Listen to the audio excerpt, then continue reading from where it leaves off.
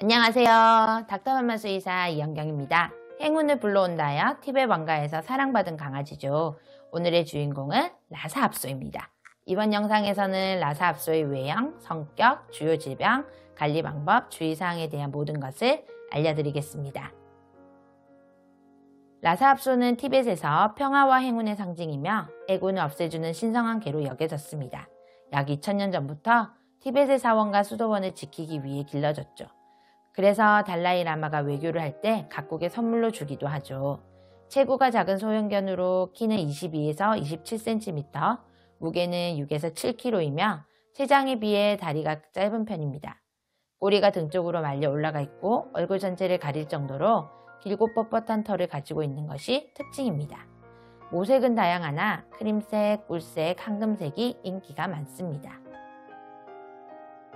라사 압소는 오랫동안 경비견으로 사용되었기 때문에 믿는 사람들에게는 애정이 있고 다정하나 낯선 사람에 대해서는 경계심이 아주 강하고 의심을 잘합니다. 따라서 헛짖음이 심한 편이죠.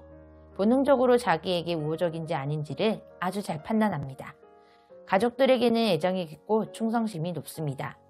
라사 압소는 작지만 약하지는 않습니다. 자존심이 세고 당당하며 맹렬하기도 하죠. 느긋하고 쾌활명랑하며 장꾸러기에 놀기를 좋아하나 독립적이라 놀아달라 주인을 보채거나 귀찮게 하지 않으므로 기르기 쉬운 견종으로 알려져 있습니다. 평균 수명이 12에서 15년이며 가끔은 17에서 20년이나 살기도 해 장수견으로 알려져 있습니다. 큰 건강 문제는 없으나 안구질환에 많이 취약하므로 주의해야 할 질병으로는 진행성 망막 위충, 체리아이 및 건성각결막염, 피지선염이 있습니다. 진행성 망막 위충은 유전적 안질환으로 점진적으로 시력을 잃어버리는 질병입니다.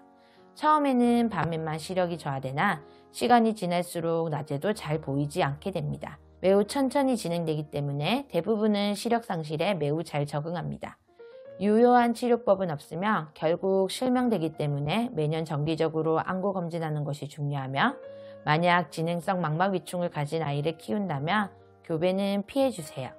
체리아이는 제3안검이 외부로 돌출되면서 자극을 받아 빨갛게 붓는 것으로 라사 압소에서는 선천적으로 발생하기 쉽습니다. 불편함에 자꾸 눈을 비벼 결막염이나 각막염과 같은 2차 질환을 유발하므로 치료와 관리가 꼭 필요합니다. 건성각결막염은 안구건조증을 말하는데 대부분이 면역매개성이며 눈물이 충분하게 생성되지 않아 외부 자극으로부터 눈을 보호하지 못하여 결막이 충혈되고 눈곱이 자주 끼며 눈이 뻑뻑해집니다. 흔한 질병이지만 통증이 심하며 불편함으로 눈을 자주 비벼 각막궤양과 실명으로 이어질 수 있으므로 빠른 검사와 치료가 중요합니다. 증상이 완화되었다고 약을 끊는 경우 재발하기 쉬우므로 꾸준하게 약을 투여하며 수의사와 지속적인 상담이 필요합니다. 피지선염은 사람의 피부처럼 피지샘에 피지가 가득 차 염증이 생기고 농이 차는 것으로 피지선염이 단단하게 굳어지며 혹처럼 바뀌어 피지선종이 됩니다. 피지낭이 그대로 남아있으면 재발하므로 피지낭을 완전히 제거해 주는 것이 좋습니다.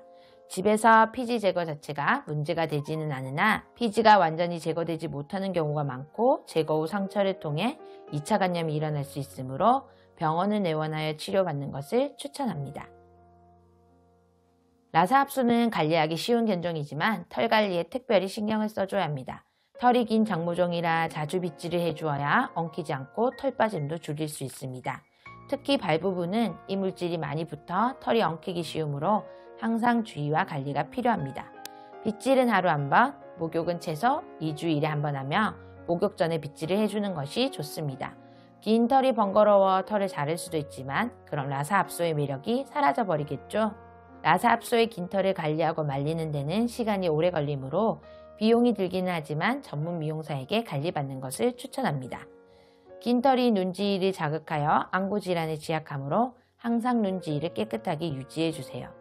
라사 압소는 두꺼운 모발과 피부를 가지고 있어 추위에는 강하나 더위에는 약합니다. 더운 날씨에는 온도 관리에 신경 써주어야 하며 보금자리는 서늘한 곳에 마련해주세요. 건강한 피부 유지를 위해 고단백과 적정 지방이 포함된 사료를 먹어야 합니다. 보통 브리더들은 14% 이상의 지방 함량과 오메가3가 포함된 사료를 많이 추천합니다. 너무 밝거나 오픈된 공간에서는 잠을 잘 못 자니 보금자리를 만들어줄 때 참고해 주세요. 활동적이지 않아 격렬한 운동이나 오래 산책은 필요하지 않으나 건강을 위해 규칙적인 산책은 필수입니다. 라사 합소는 작은 체구와 운동량이 적어 작은 공간이나 마당이 없는 경우에도 키울 수 있으며 애교와 온정이 넘치기 때문에 나이 드신 분들이 키우기에도 좋습니다. 하지만 라사 합소는 아이들을 아주 좋아하지는 않습니다. 아이들이 치는 장난과 서툴고 거친 애정 표현을 참는 것이 쉽지 않죠. 따라서 어린아이가 있는 집의 반려견으로는 적합하지 않으나 조금 큰 아이들, 말귀를 충분히 알아들을 수 있는 아이들이 있는 집의 반려견으로는 괜찮습니다. 긴 털을 가지고 있지만 사방에 털을 흘리지는 않기 때문에 청결에 예민하거나 알레르기 있는 사람들도 키울 수 있는 반려견입니다. 주인에게 애정이 많으나 고집이 세므로 조기 사회화와 복종훈련을 통해 주인임을 반드시 인지시켜주는 것이 아주 중요합니다. 라사 합소는 가족들과 지내는 것을 좋아하지만 독립적인 성향도 강하므로 적정 시간은 혼자 집에 두어도 분리불안을 걱정할 필요는 없습니다. 지금까지 수의사가 알려드리는 견종백과 라사 합소 편이었습니다. 위의 내용과 관련하여 더 궁금하신 점은 아래 댓글이나 저희 닥터맘마 사이트로 문의 부탁드립니다.